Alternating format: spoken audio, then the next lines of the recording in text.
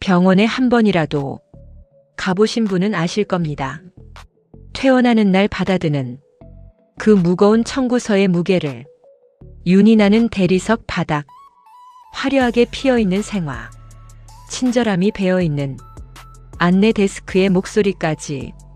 하지만 그 화려함 뒤엔 알 수 없는 침묵이 흐릅니다. A4 용지 한 장에 나열된 수많은 숫자와 항목들. 그게 정확히 무엇을 뜻하는지 묻고 싶어도 입이 떨어지지 않죠. 하얀 가운을 입은 사람들 앞에서 우리는 자꾸만 작아집니다. 오늘 제가 들려드릴 이야기는 그 작은 종이 한 장에서 시작됩니다. 가장 믿었던 곳에서 발견한 아무도 말해주지 않은 진실. 당신의 가족에게도 일어날 수 있는 일입니다. 새벽 5시 30분. 모두가 잠든 시간. 수연은 가장 먼저 병원의 문을 엽니다. 30년을 하루같이 신어온 낡은 운동화가 바닥을 스칩니다. 단정하게 다려진 유니폼. 그녀의 어깨 위에는 환자들의 생명이 놓여 있습니다. 밤새 울렸던 호출벨들. 그 소리에 담긴 고통을 누구보다 잘 아는 사람입니다. 수연은 조용히 복도를 돌며 환자들의 숨소리를 확인합니다. 지방 소도시의 작은 병원. 이곳은 그녀의 인생이자 지키고 싶은 신념이었습니다. 그녀는 믿고 있었습니다. 자신의 정직함이 누군가에겐 유일한 희망이라고. 하지만 그날의 공기는 평소와 조금 달랐습니다. 오후의 볕이 길게 들이운 시간. 퇴원을 앞둔 박인철 씨가 수연에게 다가옵니다. 힘없이 떨리는 손에 들린 한 장의 퇴원 청구서. 수 선생님, 이 금액이 맞나요? 내 평생 제약회사에서 일했지만 이런 항목은 처음 봐서요. 인철의 목소리는 힘이 없고 그의 눈은 깊게 패여 있습니다. 수연은 안경을 고쳐 쓰고 차트를 꼼꼼히 살피기 시작합니다. 혈액 검사 3차례, 고가의 영양제 5팩, 특수 장비 사용료까지. 수연의 기억 속에는 없는 낯선 기록들이 가득합니다. 분명 어제 인철 씨는 검사 없이 쉬고 싶다 했고 그녀는 알겠다고 답했습니다.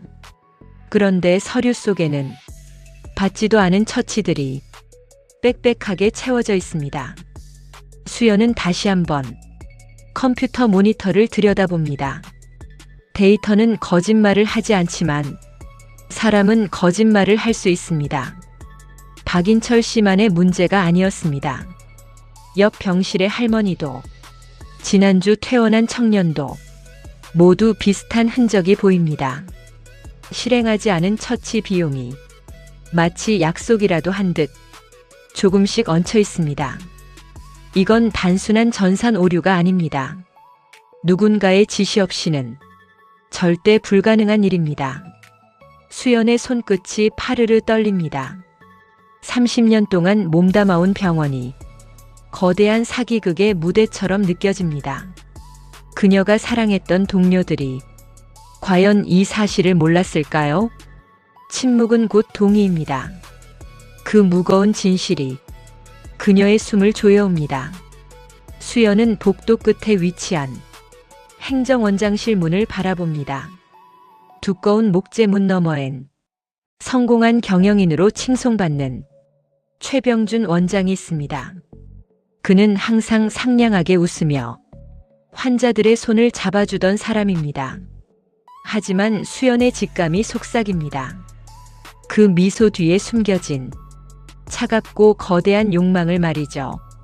지금 이 문을 열면 그녀의 평온했던 일상은 영원히 사라질지도 모릅니다. 혼자 키워낸 딸 하은이의 얼굴, 그리고 자신을 믿어주는 후배 간호사들의 눈빛. 하지만 수연은 알고 있습니다. 외면하는 순간 그녀도 공범이 된다는 것을요.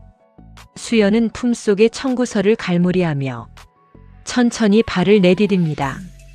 과연 이 작은 종이 한 장이 견고한 병원의 성벽을 무너뜨릴 수 있을까요? 지하 보관실의 공기는 차갑고 퀴퀴했습니다.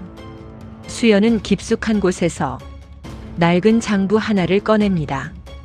누런 종이 위에는 빼곡한 숫자들 뿐입니다. 그것은 전산에는 남지 않은 병원의 진짜 기록이었죠. 수연의 손끝이 떨립니다. 환자들에겐 청구되었지만 실제로는 쓰이지 않은 약들. 그 차액은 모두 어디로 흘러간 것일까요? 30년 동안 몸담은 이곳이 낯설게만 느껴집니다. 그녀가 믿었던 정의는 먼지 속에 파묻혀 있었습니다. 박인철 씨가 힘겹게 마른 침을 삼킵니다. 그는 평생 제약회사에서 약의 가치를 지켜온 사람입니다. 누구보다 병원을 믿었고 의사를 존경했던 분이었죠. 수 선생님, 저는 약이 사람을 살리는 줄 알았습니다. 그런데 여기서는 약이 사람을 속이는군요. 인철의 목소리가 갈라집니다. 그의 눈에 고인 눈물은 억울함보다 큰 배신감이었습니다. 수연은 아무 말도 못하고 그의 마른 손만 잡았습니다. 그녀의 하얀 가운이 오늘따라 유난히 무겁습니다. 최병준 원장이 찻잔을 탁자에 내려놓습니다. 그 소리가 고요한 방 안에 날카롭게 울려 퍼집니다. 수 선생님, 참 오지랖도 넓네요. 병원이 살아야 직원들도 사는 법입니다. 그의 말투는 정중했지만 눈빛은 얼음처럼 차가웠습니다. 환자의 생명보다는 병원의 수익이 우선인 사람. 그에게 환자는 그저 돈을 찍어내는 기계였습니다. 수연은 주먹을 꽉 쥐었습니다. 이 화려한 방의 향기가 지독한 악취로 변해갑니다. 간호사 스테이션 위엔 의문의 봉투가 놓여 있었습니다. 수연은 조심스럽게 봉투 안을 확인합니다. 그것은 이번 달 특별 성과금 명단이었습니다. 가장 많은 과잉 진료를 한 부서와 간호사의 이름들. 그 맨 위에는 수연의 후배 이름도 적혀 있습니다. 진료비가 부풀려질수록 그들의 보너스도 늘어났죠. 치료의 대가가 아니라 기만의 대가였던 겁니다. 동료들의 웃음소리가 비명처럼 들리기 시작합니다. 병원의 밤은 깊어가고 복도는 고요에 잠겼습니다. 수연은 사직서가 든 가방을 매만집니다. 지금 이대로 떠나면 그녀는 평안을 얻을 겁니다. 하지만 남겨진 환자들은 누가 지켜줄 수 있을까요? 딸 하은이의 목소리가 귓가에 맴도는 밤입니다. 수연은 다시 가운을 고쳐 입고 어둠 속으로 걸어갑니다. 과연 그녀가 내딛는 이 위험한 발걸음의 끝엔 무엇이 기다리고 있을까요? 진실을 향한 길은 언제나 이토록 외로운 걸까요? 모두가 떠난 시간. 전산실의 공기는 차갑게 가라앉았습니다. 수연은 떨리는 손으로 로그인 화면을 엽니다. 관리자 승인 없이는 볼 수 없는 화면들. 그녀는 수십 년간 봐온 익숙한 암호를 입력합니다. 화면 위로 쏟아지는 방대한 투약 기록들. 차트와 실제 처방이 서로 어긋나기 시작합니다. 환자에게 투여되지 않은 고가의 항생제 내역들. 재고 목록에는 있지만 약고에는 없는 약병들. 수연의 눈이 빠르게 숫자 사이를 훑습니다. 이것은 단순한 실수가 아닌 철저히 계획된 범죄입니다. 그녀는 서둘러 화면을 휴대폰 카메라에 담습니다. 찰칵거리는 소리가 복도까지 퍼질 것 같습니다. 다음 날 아침, 원장이 수연을 부릅니다. 그의 책상 위에는 고급스러운 봉투가 놓였습니다. 정 선생님, 그동안 고생 많으셨죠?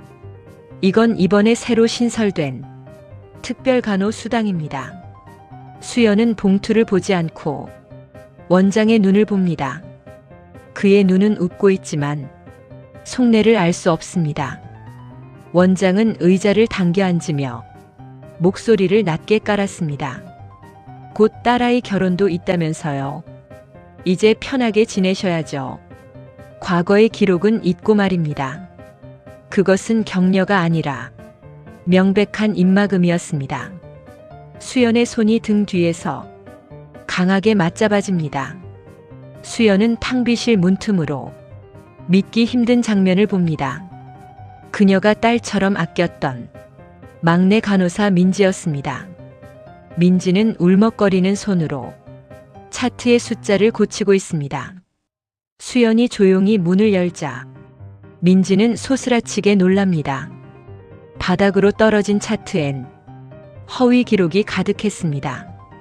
선생님, 정말 죄송해요. 원장님이 시키는 대로 안 하면 저 바로 해고라고 하셔서. 민지의 눈물이 앞치마 위로 툭툭 떨어집니다. 병원은 가장 약한 이들이 공포를 먹고 자랐습니다. 수연은 무너지는 마음을 다잡고 민지를 안아주었습니다. 이 싸움이 결코 혼자만의 것이 아님을 느낍니다. 박인철 씨의 상태가 급격히 악화되었습니다. 적절한 약이 투여되지 않고 가짜 기록만 쌓인 결과입니다. 인철의 아내가 복도에서 병원 관계자에게 매달립니다. 돈은 얼마든지 드릴게요. 제발 제 남편 좀 살려주세요. 하지만 행정직원은 차가운 표정으로 답합니다. 추가 보증금이 입금되어야 특수 처치가 가능하다는 말뿐입니다. 사람의 생명줄을 잡고 돈을 흥정하는 괴물들.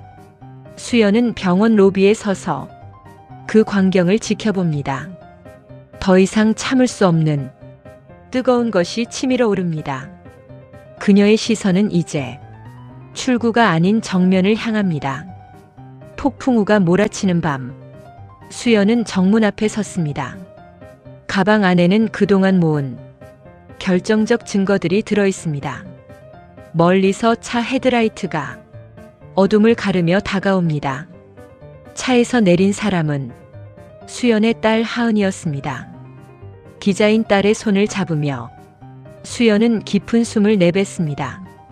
이 자료가 세상에 나가는 순간 그녀의 30년 직장은 사라질 겁니다. 하지만 수연의 눈빛엔 한 점의 망설임도 없습니다. 진실을 밝히기 위해 모든 것을 걸 준비가 되었습니다. 거대한 성벽 앞에 선 이 작고 단단한 용기는 세상을 어떻게 변화시킬까요? 여러분은 이 위태로운 정의를 끝까지 지켜봐 주시겠습니까? 아침 8시 정각, 병원 로비의 대형 TV에서 낯익은 건물이 보입니다. 딸 하은의 목소리가 스피커를 타고 흐릅니다. 한빛치료원의 추악한 이면, 가짜 청구서의 실체, 뉴스 화면 위로 수연이 모은 증거들이 하나씩 펼쳐집니다. 병원을 가득 채웠던 환자들의 웅성거림이 일순간 정적으로 변합니다. 사람들은 서로의 얼굴을 믿기지 않는 듯 봅니다. 누군가는 소리를 지르고 누군가는 눈물을 흘립니다. 화려했던 병원의 로비는 아수라장이 되어갑니다. 진실은 이토록 아프게 우리 곁으로 다가왔습니다. 원장실의 문은 안으로 굳게 잠겼습니다. 최 원장은 미친 듯이 서류들을 파쇄기에 넣습니다. 기계가 돌아가는 소리가 날카로운 비명처럼 들립니다. 그때 문을 부술 듯 수연이 안으로 들어옵니다. 당장 멈추세요, 원장님. 이미 모든 데이터는 수사기관에 전달됐습니다. 최 원장이 파쇄기를 멈추고 비열한 웃음을 짓습니다. 그의 눈은 이미 이성을 잃은 상태입니다. 정수연, 당신이 감히 내 인생을 망쳐? 공범은 바로 당신들이야. 그는 수연의 앞치마를 가리키며 차갑게 소리칩니다.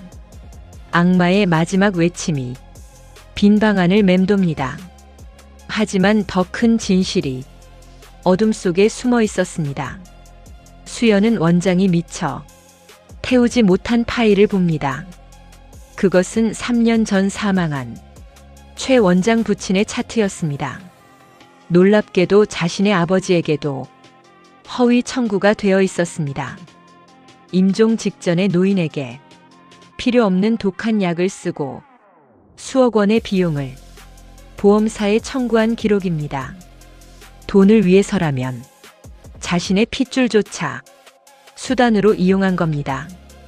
인간이기를 포기한 증거 앞에 수연은 구역질이 올라옵니다.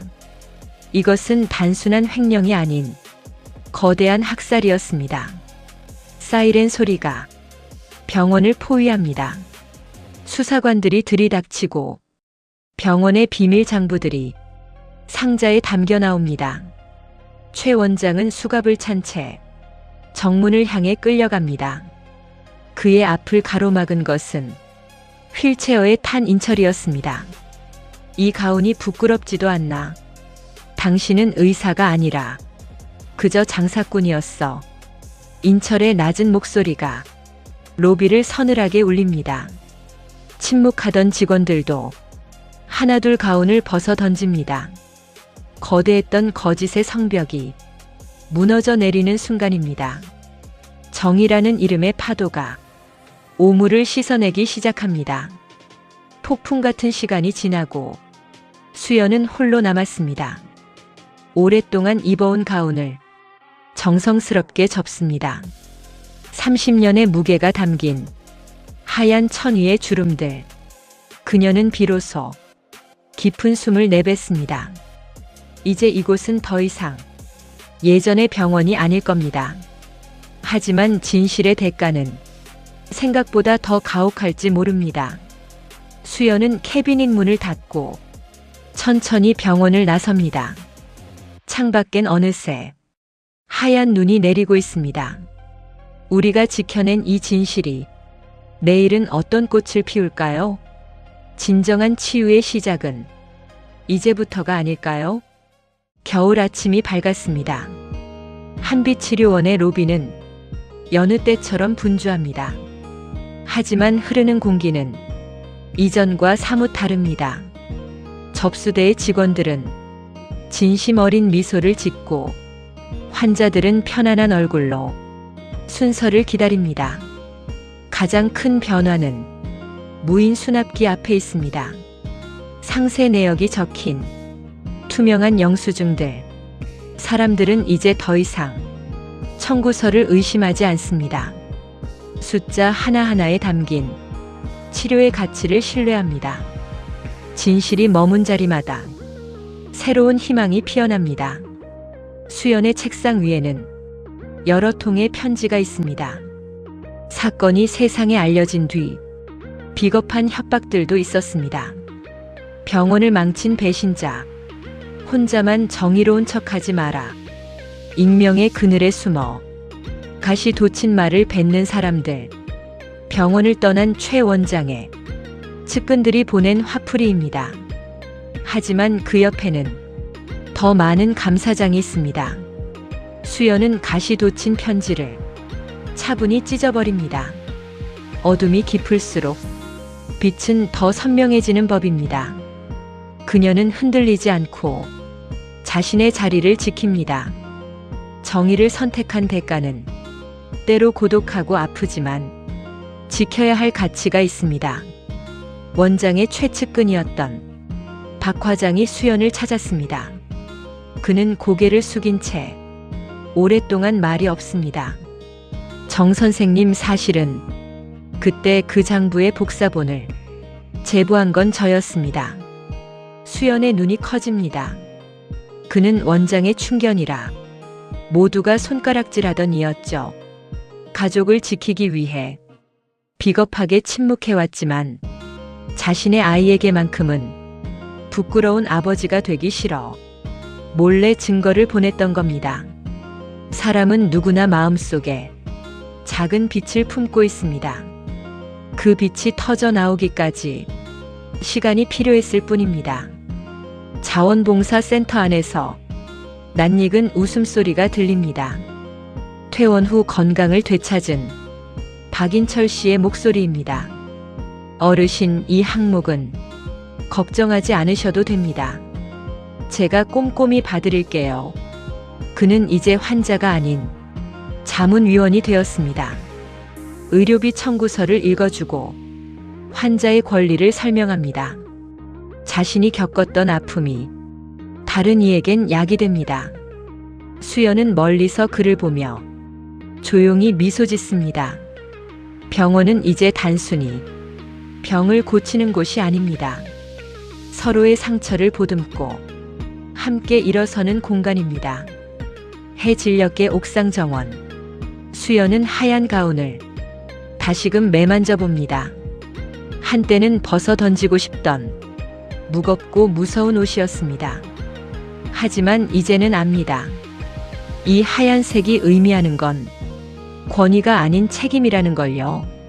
딸 하은이가 멀리서 손을 흔들며 그녀에게 다가옵니다. 세상은 여전히 불완전하고 또 다른 시련이 오겠지만 수연은 두렵지 않습니다. 진실을 말할 용기와 함께 걷는 이들이 있으니까요. 여러분도 혹시 지금 무거운 진실 앞에 서 계신가요? 그 용기 있는 첫걸음을 저희가 응원해도 될까요? 오늘 준비한 이야기는 여기까지입니다. 이 이야기가 누군가의 삶에 힘이 되길 바랍니다.